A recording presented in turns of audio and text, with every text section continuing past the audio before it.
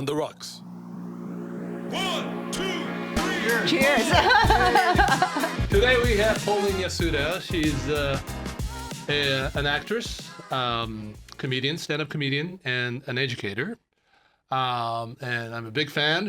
I saw your stand-up on, I think, Laughter After Dark. Laugh After Dark, yeah. That was great. Oh, thank you. Yeah, that was a crazy story. That was a long time ago. Was it a long time ago? It was a long time ago. Because you look different. Yeah, because it was a long time ago. Is this like you have to look like that character, or is that normal character, or what do you do? I mean, on that show. No, I think it was such a long time ago, and I feel like with stand-up, when you do it for a long time, I think especially in that phase, I was going through this thing of like, who am I on stage? I was transitioning from one thing into another, and there was like a really rough patch for me with stand-up where I was like, I couldn't, I would do the exact same set. Some sets it would go great, I would kill. Let's do it again, bomb, and it was just this weird roller coaster. But I think it was because I couldn't establish who I was on stage. You couldn't, but now you do. I figured I had an epiphany, I think. Oh, you did? One show. So let me get back. So how long have you been doing this now? Because you know what? It's funny because lately it's been like a big fad or a big thing about actor or actresses, going into stand-up or because it's, the acting market is kind of dead.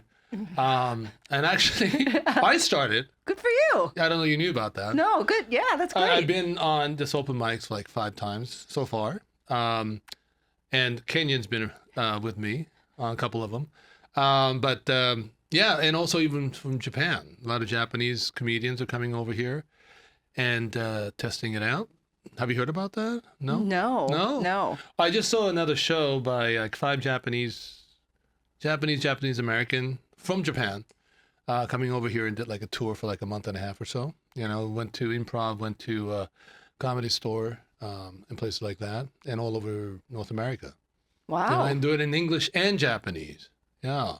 So it's like a big thing now. Even in Japan, it's like catching up, So, but you as an OG, you've been doing this for a while, right? Like, it's definitely over 10 years at this point. Really? I think, yeah. What made you go into that? It's funny because I think it was always something I said I would never, ever do. I'd never do it. I've always loved comedy, but I was for a long time doing sketch comedy with a group of people. Like Groundlings type of thing? Improv? It was like that. There was a group called Acme Comedy Theater, and we would do sketch shows once a week, put it together as a great group, and then it all just, they couldn't sustain themselves monetarily, so it all just disbanded. And then I was like, what do I do now? I didn't. It's like I still kind of want to do comedy, but I also there was a safety in doing it with a group because if it goes bad, you can blame it on other people. No. So let's even go further back.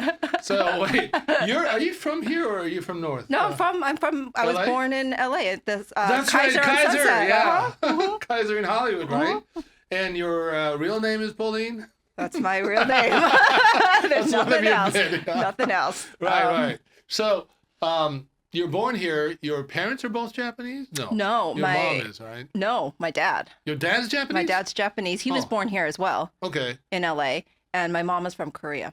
So you're 3rd, 4th generation? 2.5, because my mom came from Korea, like in her 30s, and my dad was born here. So your dad is like 3rd generation, even 4th generation, right? I think. How does it work? Like, do you have Obachan or Oji-chan, your grandparents? They passed away when I was like in my 20s or maybe 30s. Okay. But they spoke Japanese, right? They only spoke Japanese. Right, so they're 1st generation. So your parents are 2nd, you're 3rd, I guess. Yeah. Or 2.5. Yeah, 2.5, yeah. Exactly, that's how I got there. Okay. Right, okay. So, but do you speak Korean then? No. My parents are terrible. They didn't teach me Japanese or Korean. And this is the reason why they honestly hate each other. Because they both speak English to each other, but they're both crappy about it. You have a bit about Korean and Japanese parents? It's not detailed, but they because Korean and Japanese, they don't hate each other. Yeah. In old days, right? Yeah. Not anymore, but you know, there's a bit there with your parents. There Korean. is. Yeah. Yeah, but Okay. yeah. So, but usually, I learned that if you are growing up in an Asian family with a parents speaking Japanese or Korean or whatever, usually you get taught by your mother's side. If your mother's Korean, you speak Korean. But you don't. You speak Korean American, Korean English. Right? Because the only way they spoke with each other was English. My mom didn't have like a group of like Korean friends or, her family. She was the only one who moved here. Right. So Okay. she just spoke. It wasn't great, but she spoke English. That's all she spoke. Did you grow up in like a Koreatown area? Or No. We grew up in the Valley. Valley. Oh, Valley girl. No, but now it's kind of makes sense where, when you do the imitation of your mom, it's not really, I was like, is that a Japanese accent or Chinese accent? It's now Korean accent, Korean English. Yeah, right? yeah. She's nuts, but yeah, that's I think the question that comes up the most is like, oh, I should speak like English, Japanese, and Korean. Right. But I only speak English. Okay. My parents were terrible. As long as you speak one language, it's fine, right? No, so from there, you went to high school and college? Yes. In acting or no? No, Theater? my parents really didn't want me to do anything in As the Asian entertainment family, yeah. realm. My mom was kind of more lenient with it. She's kind of like, do what you want to do. But my dad was very much against me doing anything. It's funny because like all the Asian family are like that, right? And especially, I don't know about the American Asian family because I grew up in Hong Kong actually. Oh, okay. To both parents who are Japanese, but I went to Japanese school, American school, and before that I was in British school and all that stuff. So it's all mixed up, and I did whatever I wanted to do. But, graduating from high school, I was expected to go to med school, and I studied physics and chemistry in college and all that stuff. So as an Asian family, you're expected to, do the conservative route. I have to ask then, if you went like the whole academic route, how did you end up? No. So I was actually, how the fuck did I end up in this? I'm kind of regretting it. No, I went to school, undergrad, physics and chemistry, and then when I ran out of money, I was an international student, so I had to work, and I got hired by investment banking in Wall Street. So I worked in New York for a while and came out here for that investment bank, and I did that until I was 30, and I retired. And then you and decided you didn't like money anymore. No, I hated money. No. Screw you, money.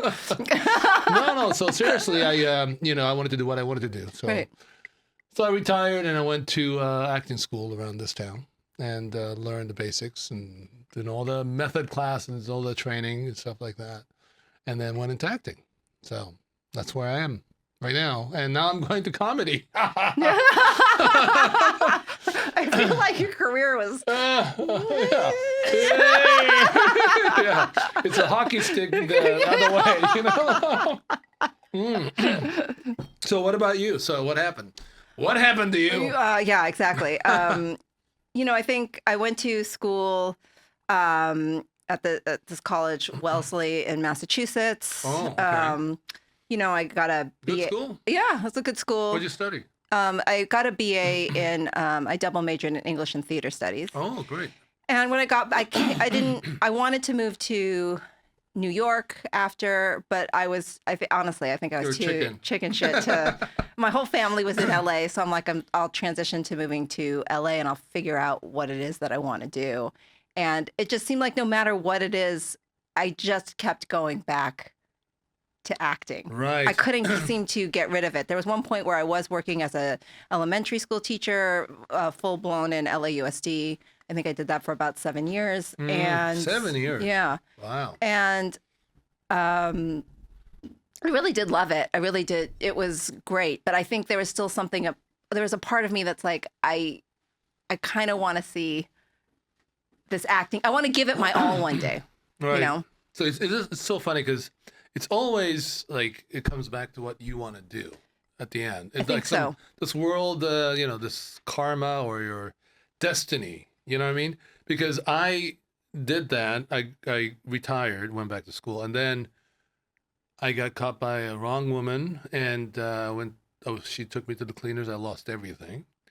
My house in the hills and everything else, right? And then my old client came back and said, hey, you know what? I want to take my company public. Could you help me do that? And I helped him over in Japan. And overnight, he was worth like $1.2 billion. So we managed half of that, $500 million, brought it over here and started managing. And I was getting, a good deal on basically venture capital, profit sharing and stuff like that. But then after a year, not even a year, 6 months, he was diagnosed with lung cancer. And then within 3 months, he passed away. So after a year, I gave everything back. And I said, I got to do what I like to do. And went back to school and then became an actor again, So somehow somebody's telling you that you got to do what you like to do, I think so. Yeah. I think so. It's just like, what is it? Like Brokeback Mountain? Like I just can't quit you. Like that kind of thing. That's a good reference. Thank you very much. I don't think many people understand that one, but you were waiting for that, weren't you? Yeah. No, so from there, you went to, from graduated from college, you went back to your parents' house? I did for a little bit. I did. And then I eventually moved I out? don't think I was there for that long. It was like just a short stint, and then I got an apartment, and then Would your parents say the same thing? Oh, she was there for like a year or two. I can't honestly. I'm trying to remember. I can't remember. I thought I wasn't there for that long, but maybe.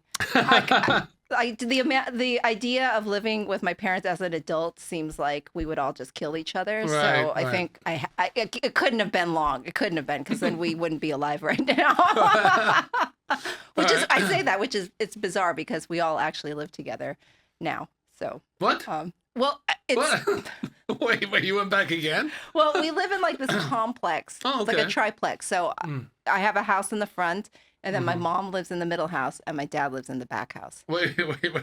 Yeah, I know. So we have 3 households now? Yeah. Instead of 2? Okay. Yeah. So your parents are split up?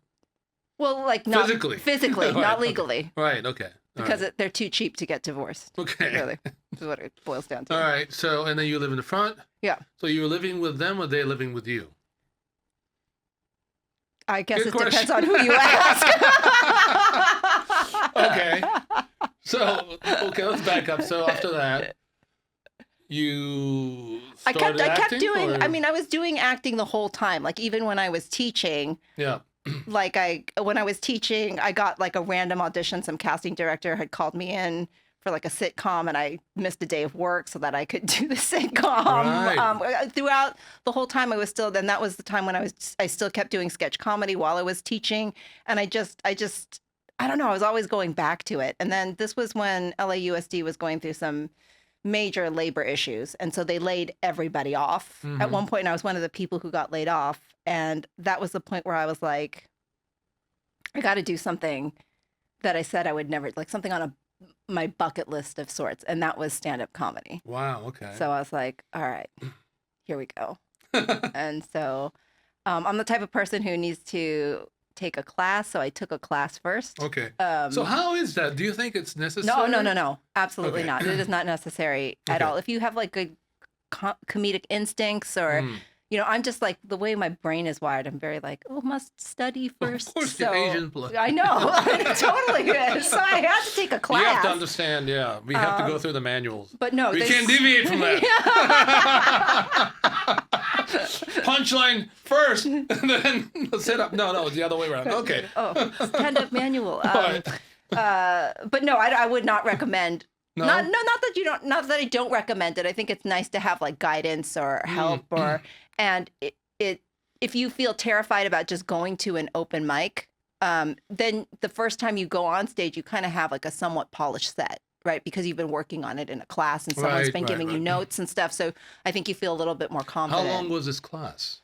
I can't remember. It was maybe like 2 months, like an 8-week class or something like that. It was, maybe 6 or 8 weeks or something. Because I know like there's that. like, places. My first open mic was at the West Side Comedy Club, is it? Comedy Theater or Comedy?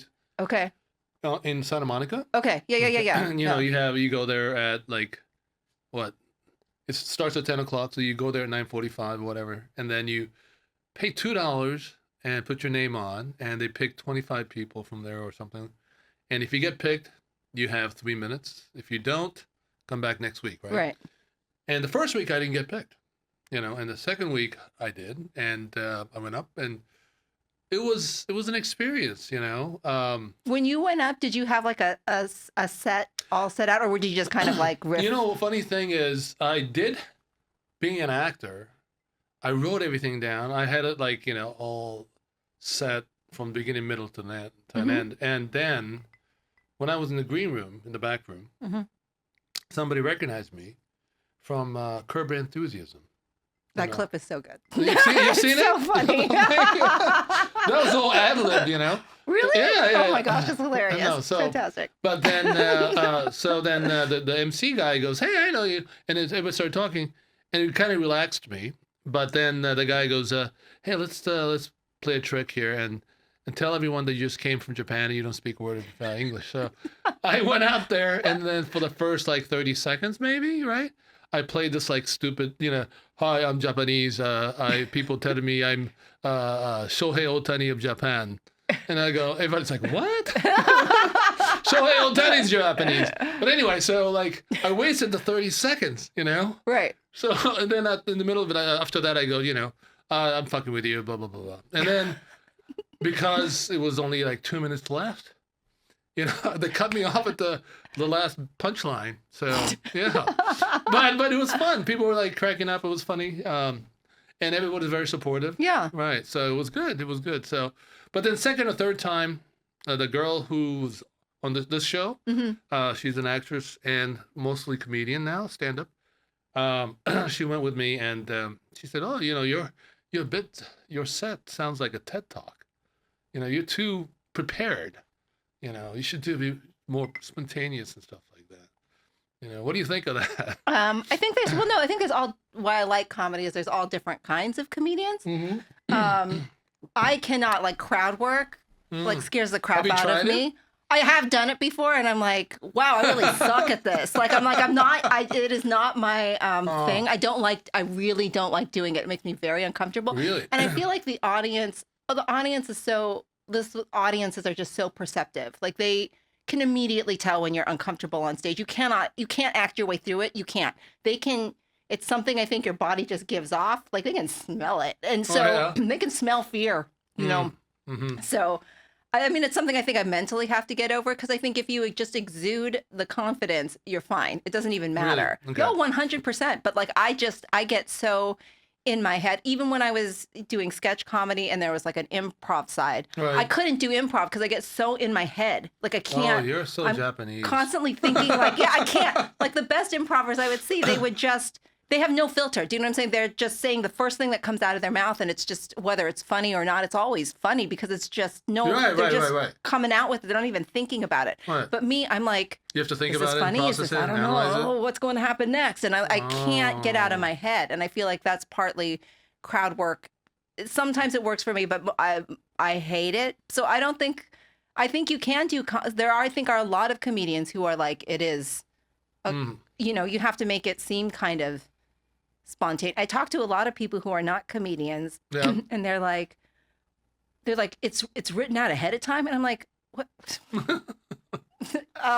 No, they're not just coming up with it, or when someone does a special, a Netflix special, it's not like this is the first time they've ever told this joke before. It's it's been done a million times before it gets to that point. Right, exactly, because one of the things that I realized is that, I mean, I knew this, but the writing is the most important part, right? And the one thing I like about stand-up is that you write yourself, and then you try it, you get the feedback right away, and you adjust it, and like you said, some crowd, the joke works, some crowd, they don't get it, and then you keep trying it, and they still don't get it, so okay, fuck it. So you just have to read the crowd, and whether I can do this joke to these people or not, do they get it, do they have the capacity to understand it, or can they relate to it, Right. And I'm always thinking, I mean, I've only done 5 of them, but, still think about that, So, I mean, I saw your Laughter After Dark, very polished, right? And how long was that? Like 10 It minutes? was about 10 minutes, I think. Yeah. And then after that, I saw your Instagram post of like part of the joke that you tried before in different ways. Yeah. And I can tell the progress. Yeah. I mean, I feel like it's always like evolving, and it's stand-up is just it's such a weird medium, I think, because you can do like I said before, you can do the exact same set and it can kill, and like the crowd's totally with you. You can do the exact same set in front of a different audience or a different venue, and it's like crickets, and you're like, it's the exact, what's going on? It's funny. Like, right. Don't you fucking get it? Come on now. I'm funny.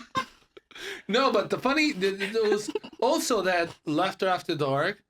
There was like a couple ladies in the back was like screaming, and it was so great. I was laughing at that too. I know, that lady was crazy. She was crazy. Well, it was good though. Yeah, right? no. It's great when you have a crowd that's like with you, and like I think if there's comedians out there watching this and they're trying to submit to festivals and stuff, really, you can't, if you're, for festivals you have to submit usually like a 5-minute unbroken set, meaning like it can't be edited. You have to do like 5 minutes straight of material. And, I'm sorry. What are the festivals? I mean, can you explain that? There's like just a circuit of like comedy festivals that a lot of comedians do to get their name out there so that they can be seen in front of these bigger crowds. Or there's competitions, and I'm not saying like winning the competition, I don't think is the real goal. It's kind of like just doing the competition, because you meet. It's all about meeting other comedians and the networking through that. Right. I mean, winning obviously is great, but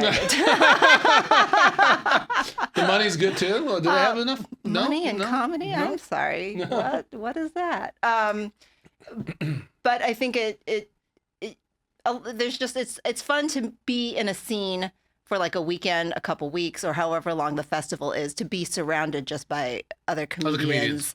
And just everybody kind of.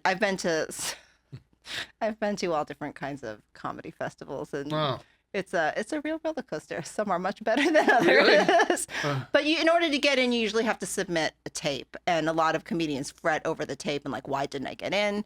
And a lot of it isn't just your material, the tape that you turn in, and that's why I think so many comedians tape every single set. It's because the audience is a huge portion of the tape. If they're not laughing, and you're just saying you're doing these gold jokes and all of them are great, but the audience is dead, and you turn in that tape, like it's not going to work for you. Like the audience has to be as much on fire as you are. Okay. It has to be that magical moment where I feel like all of it comes together. You're on fire, they're on fire. Yes, they get you, you get them, and you're just having this great time, and everyone's laughing, and in the tape you can hear it, because laughter is contagious. Right. You know, so if you have a tape where nobody's laughing and you're great, it doesn't matter. It doesn't matter. I'm sorry, I keep asking you about this comedy thing because I'm very interested in it. But before we get to your acting and other part, people say your looks on stage is like 50% of your comedy, and some people don't look like an actor, if you say, or all put together or whatever, like when you did that show on Laughter After Dark, you didn't look like that, like now. Right. So you said you had epiphany. What was that? And I mean, what is your advice on people like going into it and doing the stand-up? Do you want to look different? Do you want to look like shit? Do you want to look like an asshole? Do you want to, there's like, I know you have to find your style or whatever, like, but when you look at people who does the smart, comedy, like, like Observation in Life or something like that, like Seinfeld or people like that, right? They're just talking. Right. And people try to understand what they're saying, what he's saying, and find funny in that, right? But some people just, I don't know if it's a prejudice or, whatever, but when you see a guy and you go, I don't want to laugh for this guy. You know what I mean? And it happens sometimes, right? Yeah. So what is your advice on that? I mean, I mean, I think what was your epiphany? Well, no, I think that's the hardest thing because one side is the writing thing. You have to write funny. You have to write good jokes. And that's a whole different thing in and of itself. And so then once you write the jokes, you have to get up on stage and then tell them. And, you know, you have like this much time for an audience to look at you and they decide almost immediately. It's just what you do as a human being. I feel like you're like, this person is funny, this person is not funny.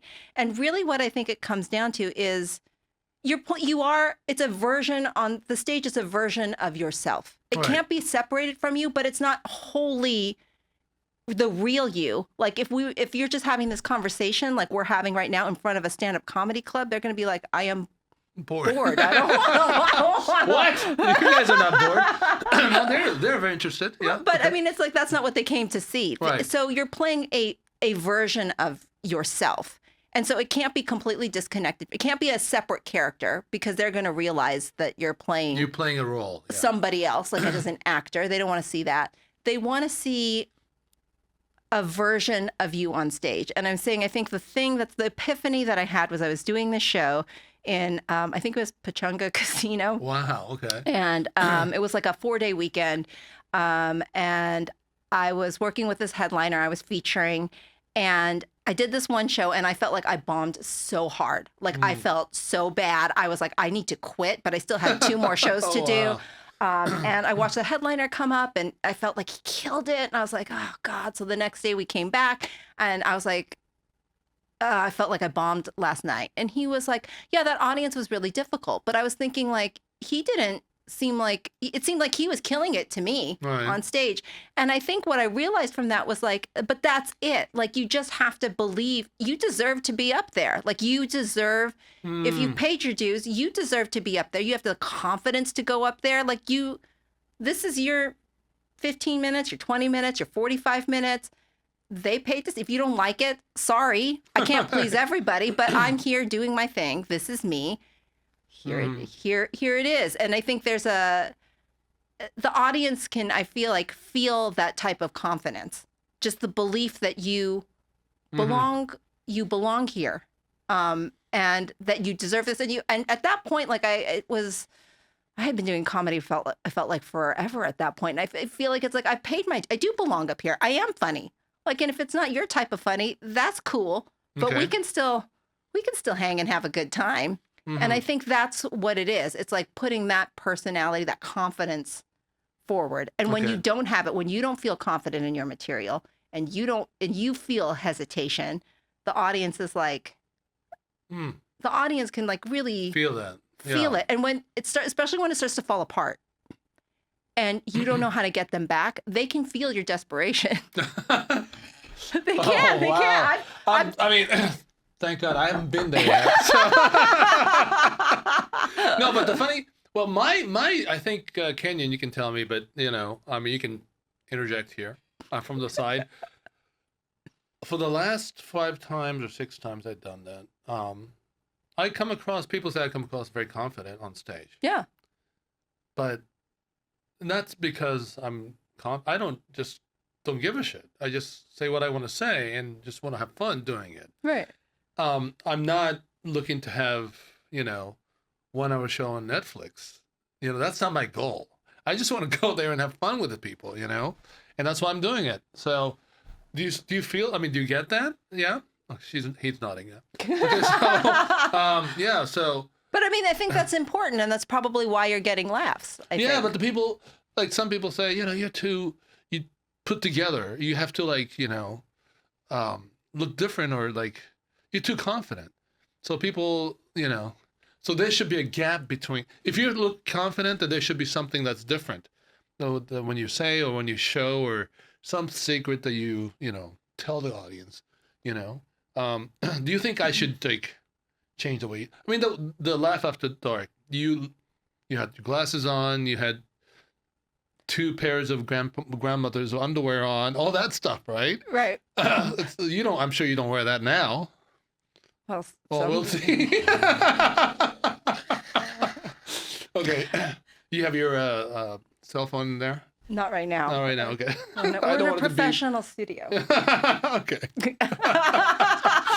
No, but how did you come up with that? I mean, that's a character part of you, Right. part of Asian, heritage or whatever. But is it something that, like, when I went to see this 5 people from Japan on Sunday at the Improv, they were great. They were funny, but it's a different kind of funny, And to me, there's a certain part that was something that we did like 20 years ago about the pronunciation of R and L and stuff like that. Right. So, but people were getting it because mostly Asian audience, right? Right. Mostly Japanese audience, being there to support them.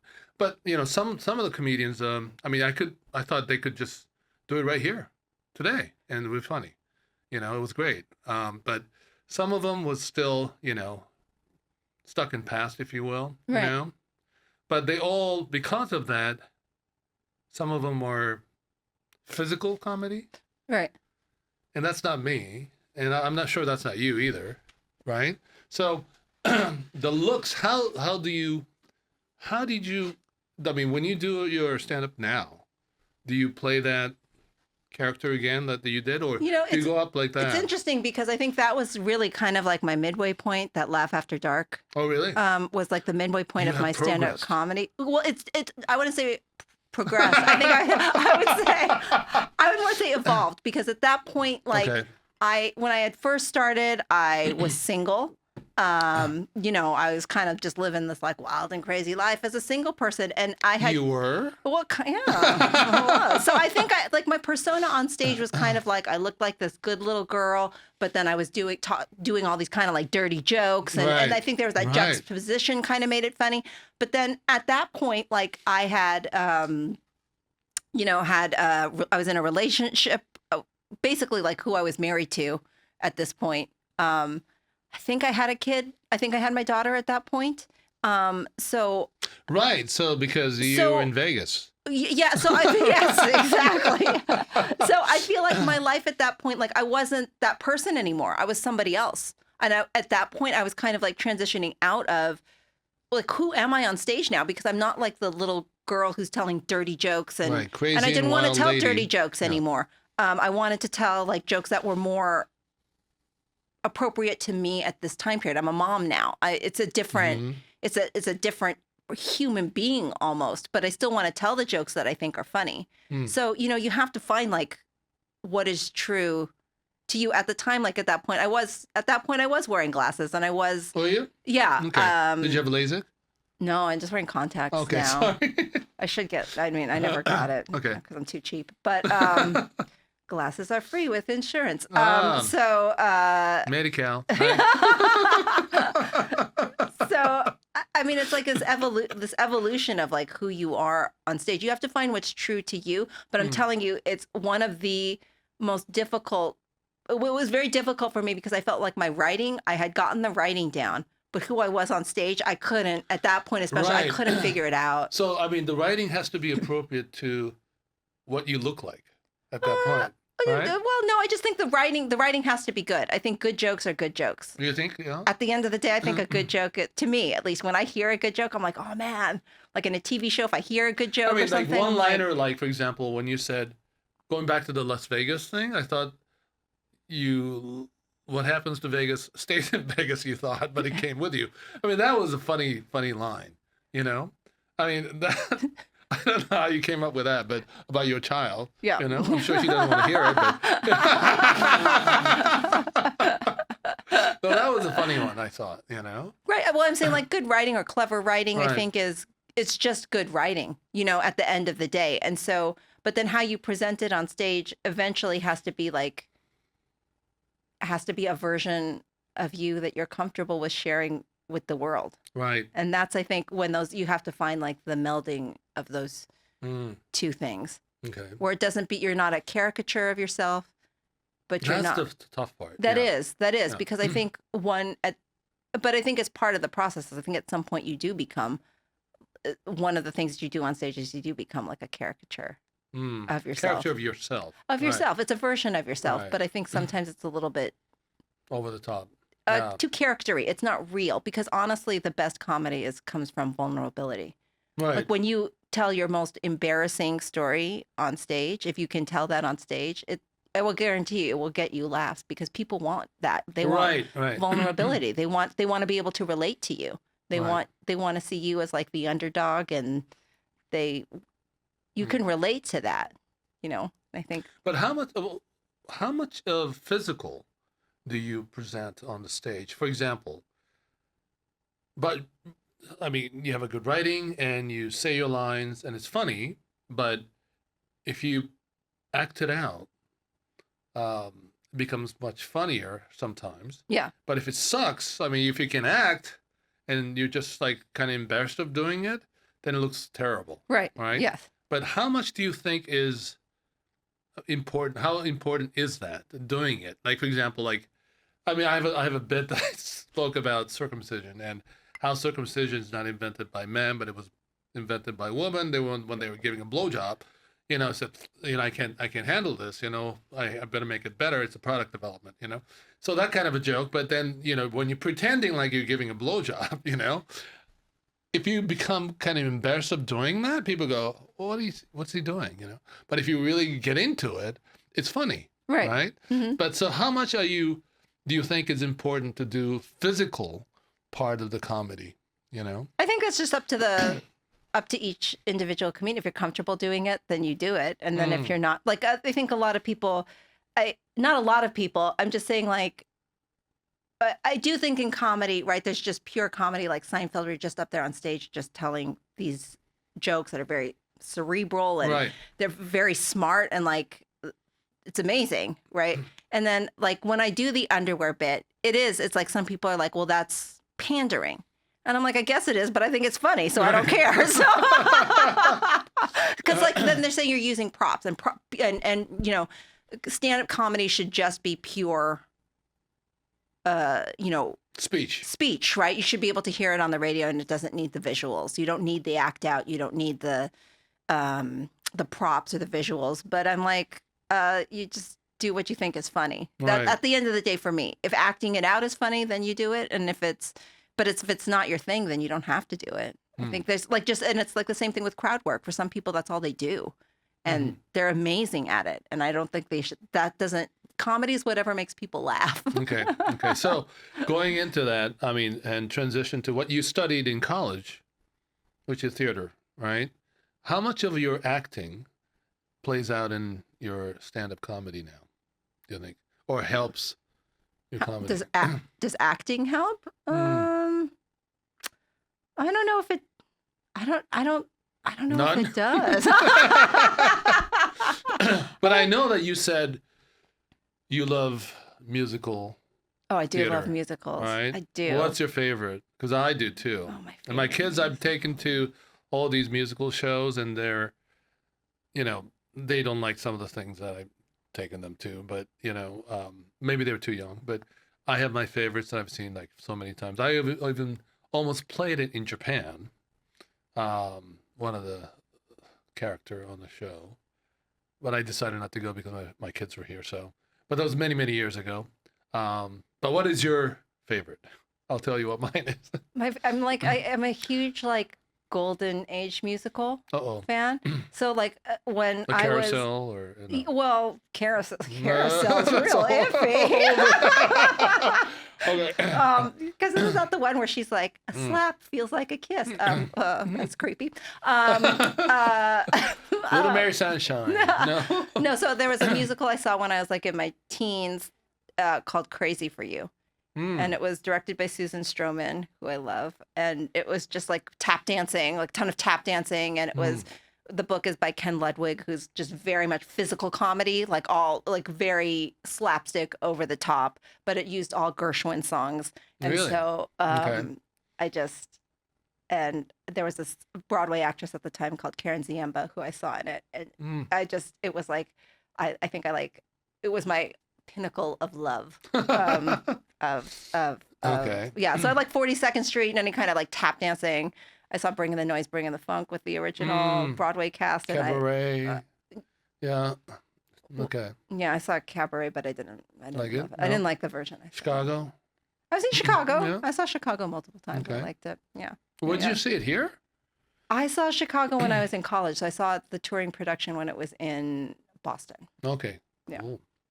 No, so I mean, I think musical for me, the tragedy is where it's at in musical. So, I mean, of course, Les Mis was my favorite. I've seen like maybe almost 10 times. I took my kids there and they didn't get it, but Miss Saigon is very, very similar. Oh yeah, yeah, yeah. So I almost gave up on playing musical, and then Can you sing? I don't know whether I can or not, but about 30 years ago when I first started, I almost did. I met with the president of Shochiku production in Japan, and they were doing Les Mis, and they told me to come back and do Les Mis. They said I still can play there, but I didn't. What part? Javert. Oh my gosh, you have to do that! Oh my God, I wish I did. Leave your kids at home. That's a leave your kids at home moment. I know. I wish I did, but I did not. I regret it to this day. I wish I could have done it maybe like for 6 months. I think you should do it in your garage, and your kids should play all the other parts. That's what you need to do. Yeah. But then also, I took my girls to New York to show, to watch Broadway shows, and my 2 daughters, they wanted to see And Juliet. Oh my gosh, yes. They loved it.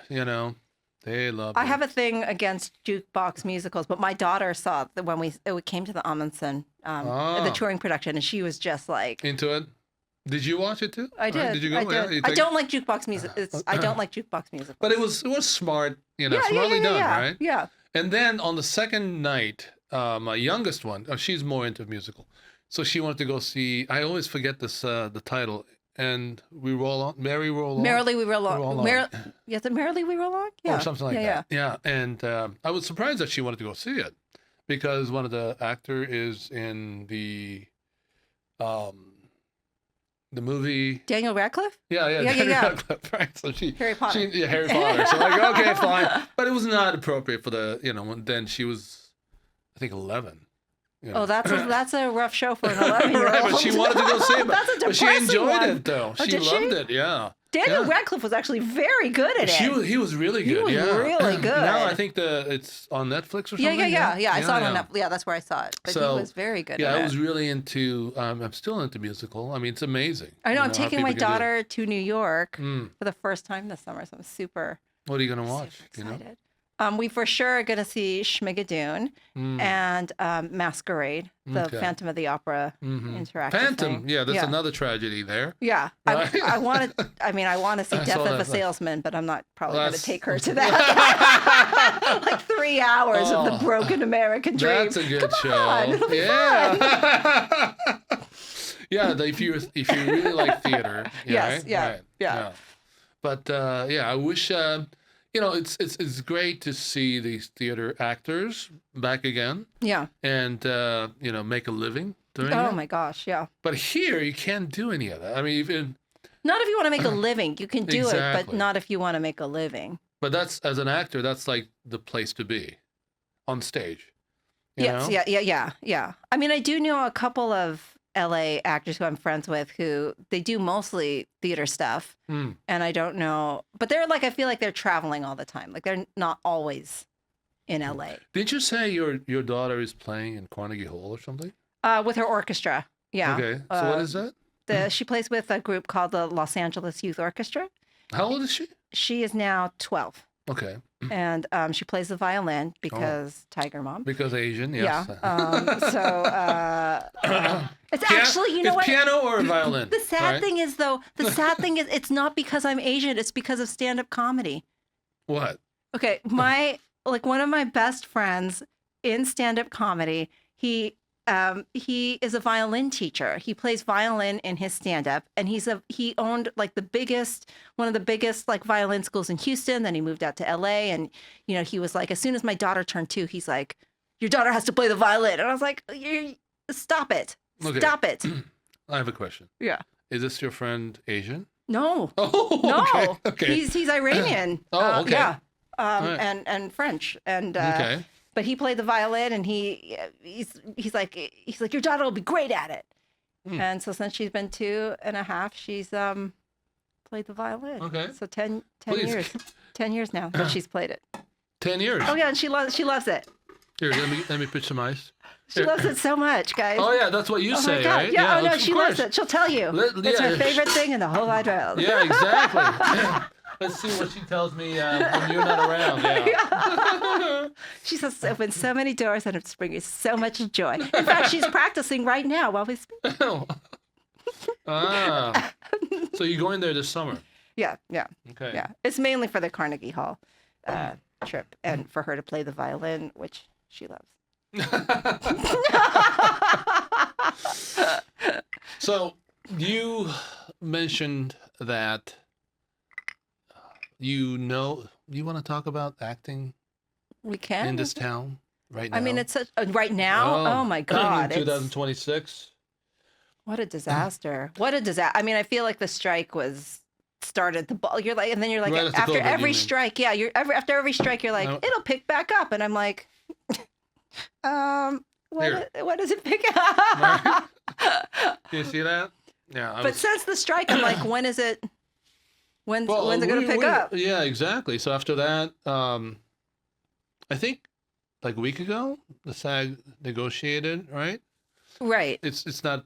It's going to come to vote now, but still, I mean, everything about 3 weeks ago or 4 weeks ago, everything started picking up again, and then boom, it stopped again. I feel like it's been like these spurts where you're like, I think it's gonna be okay, and then you're like, oh no, it's terrible. And I feel like it's because a lot of the production, like my daughter actually auditions much more theatrically than I do, and everything that she gets, it's like. Wait, does she like doing that? She does. I mean, of course she does. Well, like every actor, I feel like she's so seasoned at it that like every actor, she hates the audition, but she loves being on set. She loves craft services. Right. She loves acting. My 13-year-old. Yeah. Loves it. Yeah. She does it. What isn't? I mean, being on set is like a very special, wonderful thing, and it is. It's just it's amazing. Of course. But I feel like everything she auditions for, it's like Prague. London, Vancouver. It's like I'm like, what about LA? Where's the LA stuff? She was on a television show where she was reoccurring. It was an LA show. I was like, please renew, and they didn't renew it. So it's like it's I'm like, where's the LA stuff? Where's the LA stuff? Right, and every time I get on a commercial or something and I talk with the hair and makeup people or the wardrobe people, they're like, I think I need to quit, because there isn't anything left for them out here. I know. Maybe soap. That's about it. Do people still watch soap operas? I don't Is that know. a thing? I had a big audition for soap. I started off with soap. Oh, which soap opera? I did like 5 different characters on Days of Our Lives. Days of Our Lives. And then I played. That's still running, right? It is. Yeah, I think so. And I did Young and Restless. So about 4 weeks ago, it was the first audition, in-person audition at CBS. Ooh, in person. In person, I was like, wow, even the first call. And it was like 5 pages of like dialogue. Oh my God. Yeah, but it was a juicy role, but it was soap. So it was like going back to that like 30 years later, but I didn't get it, I don't think, but it was a good experience. At least it wasn't a vertical. I know. No, have you done vertical? No. No. No, but I heard about that.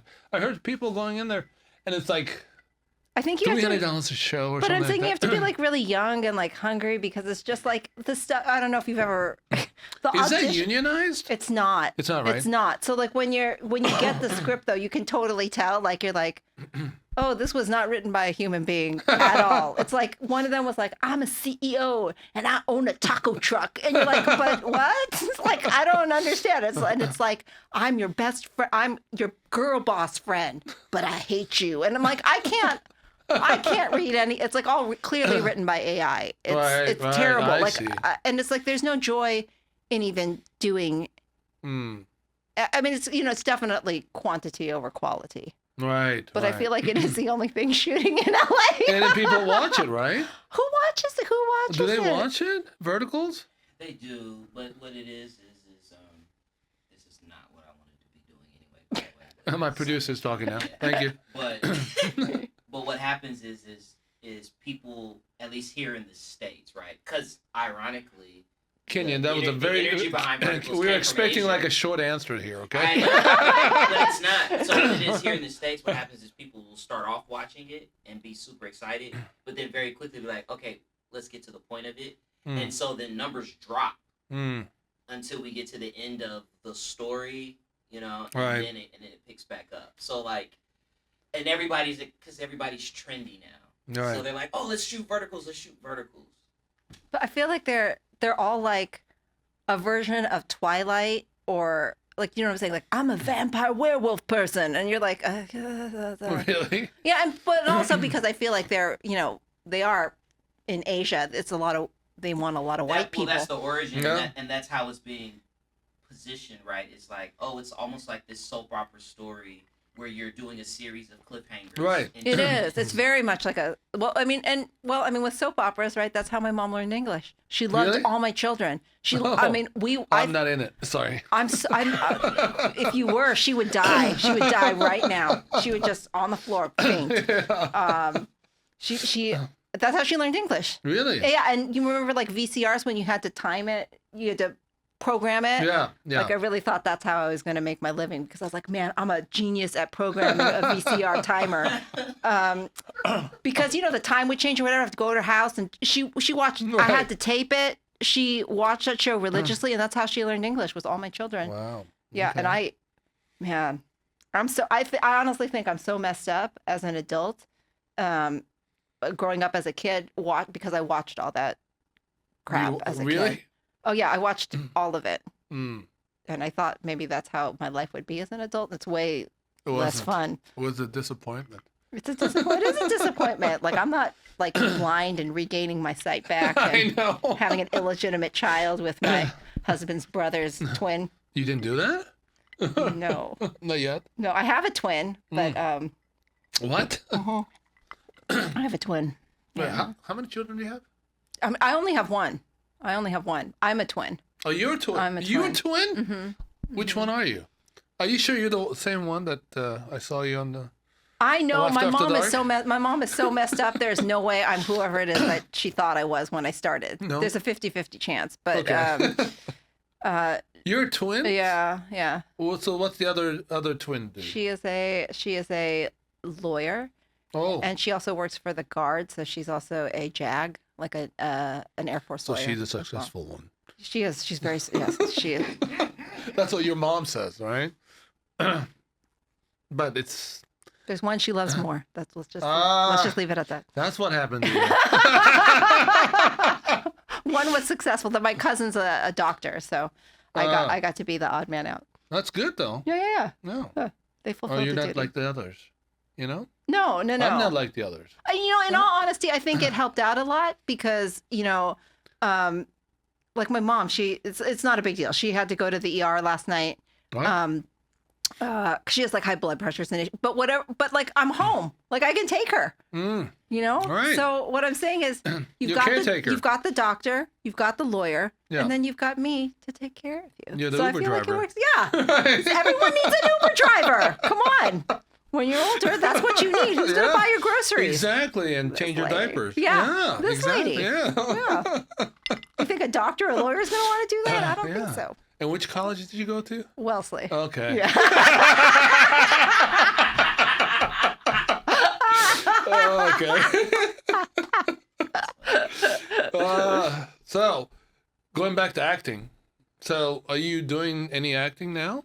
I mean, you know, I audition. I'm working with East What about West. theater? East oh, West yeah, that's Players. right. Yeah, that's I'm working right. with them. 'Cause that's where I started. Yeah, many 30 years ago. There was an acting coach there, and then I did some plays there, and then. But you know, a funny thing is, I felt, and I don't know what it is now, but at the time, the creative director and people like that in East West Player, they're all third, fourth generation Japanese or Chinese or whatever, Asian, right? And they had this little thing about towards first generation, because I'm first generation, right? And they were like, first generation, we don't want to deal with you, you know?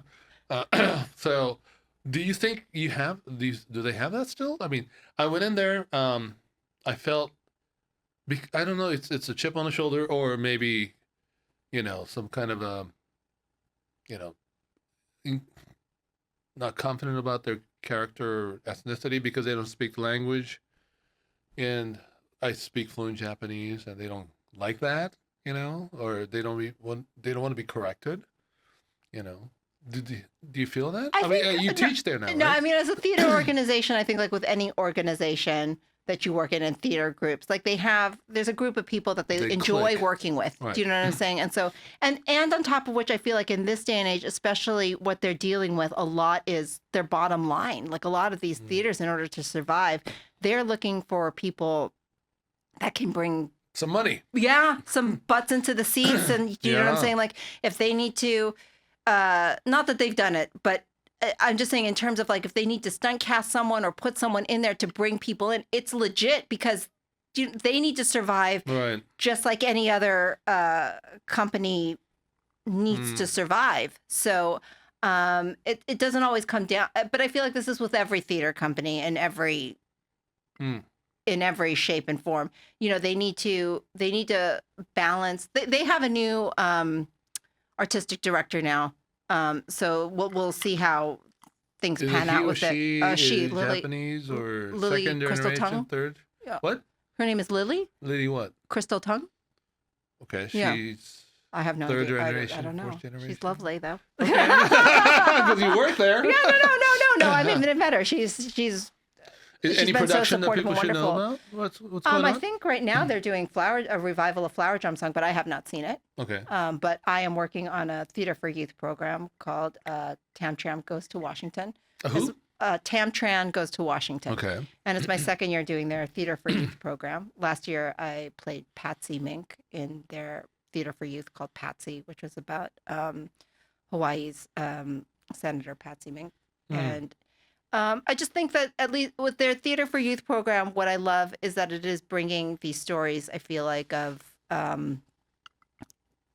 underrepresented Asian historical figures who are not known Okay.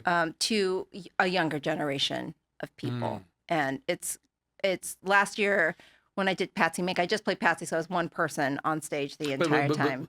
This is a youth program? Yes, it and is. You're playing in it? Yes. So it toured. Well, Don't answer too confidently. Okay? Yes, I am. no, it's to teach kids about different Asian historical. Okay. People. It's a show for them.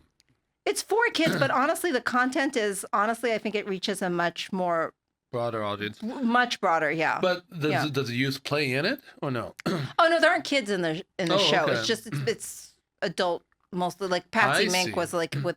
I think for a majority of the story, I was like when Patsy was probably in her like 30s, 40s ish. And Okay. in this show, I play like a bunch of different characters. It's not a Like one-woman show, is it? No. There's three of us in Tam Tran. There's three of us. I play like the mom and a senator and a Okay. professor. And the shows are only like 45 minutes long, so like we can. That's too long. But it's we do it for free at different libraries. We've done it at different colleges, middle schools, high schools. Wow. Yeah, and it's been touring since July. Okay. Yeah. It's almost a year. So, I mean, is it still going on? It is still going on right now. Yeah, I think we'll end probably in end of June with this If show. people wants to see it, where do they go? Just go to East West Players Okay. and their website. And I know we're doing a show. Well, it probably will be too late, but we're doing one tomorrow at LA It's too Trade late. Tech College. But there's a bunch of shows throughout May, June. We'll probably end about mid-June. Okay. Mid-June. And then you have another comedy show too, right? I do. It's this Saturday. That's too early yeah, too. I know, When are it's we too gonna? early. So, What? yeah. But in July, I'm doing We can it. do it? No. In July, I'm doing a show Oh. out at the Laugh Cellar. It's up in Northern California. Yeah. And I'll be headlining. So it'll be like Oh, cool. a good solid 30, 40 minutes or so. What about here in LA area? Oh, I don't do Where LA. can we go? You know? I don't do LA. No, it doesn't pay. So No? no, in LA, there's too many like headliners. You've got like you can get like people. They bump people right in LA to do Right. so that they can Like test. Chris Rock comes in or Right, like, you know. and they bump you, and so like there's Yeah. no, there's in LA. It's But can I ask you a more detail life of comedian, stand-up comedian? When you go around, I mean, you have an agent that books you, right? Or do you do yourself? I don't think people really have booking agents anymore. No. I mean, I think that's like super. I could be wrong, but I think it's super old school. I think most people are building their own tours on their own and like booking the shows themselves. Really? Yeah, because.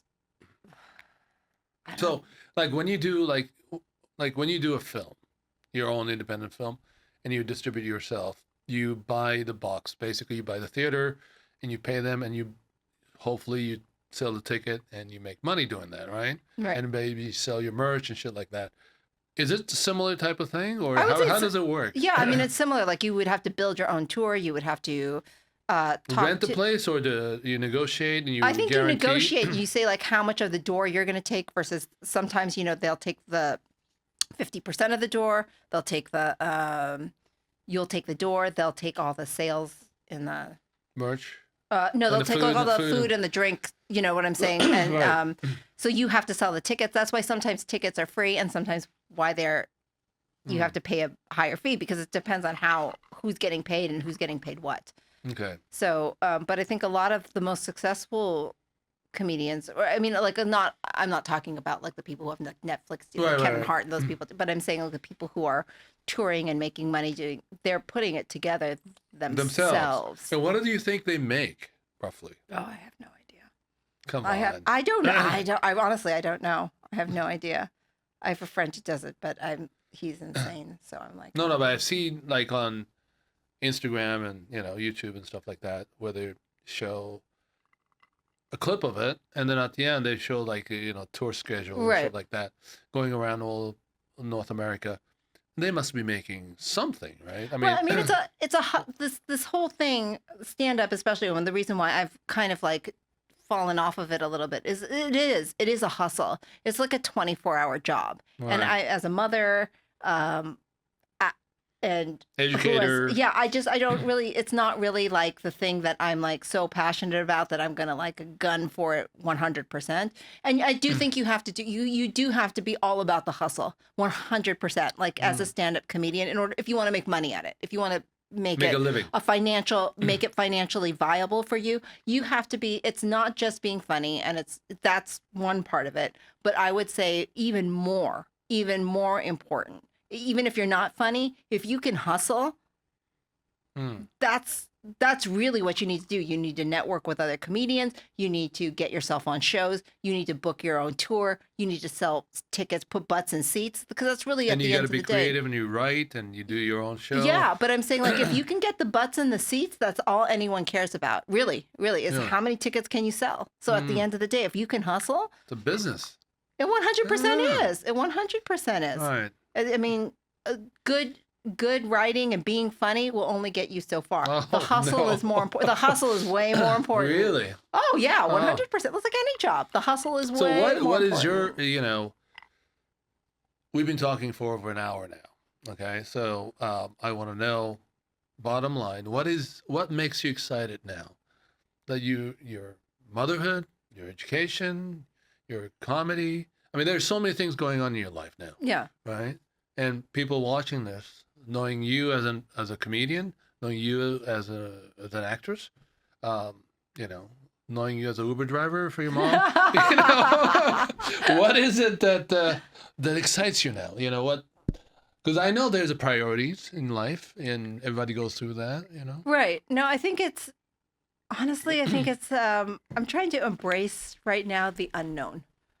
The unknown of what the next, and being okay with, because I'm so not, but it's true. Like but it's true. It's being okay. Which one is it? of the unknown. Okay. Like I think my daughter's being considered for all these things, like movies and big opportunities. Oh no! So you're living off my daughter, yes. No, daughter. But no, also for me too. Like what's gonna happen next for me, my family, like my mom, like. My dad is 95 now. Like, what's 95? Next? Yeah, he's 95. Wow. Yeah. So, like, what's going to happen with them? Like this whole unknown and being okay with like being present. Like and enjoying this moment right now where my parents are both alive and they're healthy and they're happy. I get to spend time with my family. I'm in a happy marriage with I have a daughter who's incredible. Wait, why did you stop there with a happy marriage there? Because it's mostly... What? No. So what does your husband do? Oh, he works for Aston Martin. Aston Martin, the car company? Yeah. As in what, engineer, sales, mechanic? No, he does he heads like the Valkyrie program. It's a really expensive. So you don't really have to make car. money anymore. Me? Yeah. Oh, no. If I had to make money, we'd be in shit. We'd be some real shit. Then I'd have to hustle. Oh, yeah. Oh. So where can people see you next? So tell me about your July headlines. July? Oh, no, I'm doing a show at the Laugh Cellar up in Northern California. So, Okay. yeah. And Anything that's the main else? thing I'm doing. Huh? No, there's another show, but I honestly can't remember. Okay. And then what's this weekend? This weekend? This weekend I'm doing it's a collaboration with mental health and comedy. So Wow. it should be a great heavy. show. No, I mean like mental health, and it's basically about mental health in the Asian community, about how like Asian. So I'm sorry. Today, I think this month is like Asian and Pacific Islander month or something like that. May I think isn't Right? it AAPI? Yeah. What the hell's that? I mean, I don't know. do you get a discount at the McDonald's or something or what, man? Like 50% off. Right? I mean, do you get in the front line at DMV or something? I mean, what the hell is this? I mean, I think we're supposed to. We're supposed to be like, oh, Sonny, you're awesome. I'm Asian. You're Asian. You're awesome. Good for you. You're Asian. Like that's what we do all through May. All right. Well, Pauline, it's been a wild 1 hour, or more than an hour. Well, thanks for coming. And Yeah, thanks for having me. yeah, it was fun. Yeah. You know. Cheers. Cheers. Thank you. Thank you.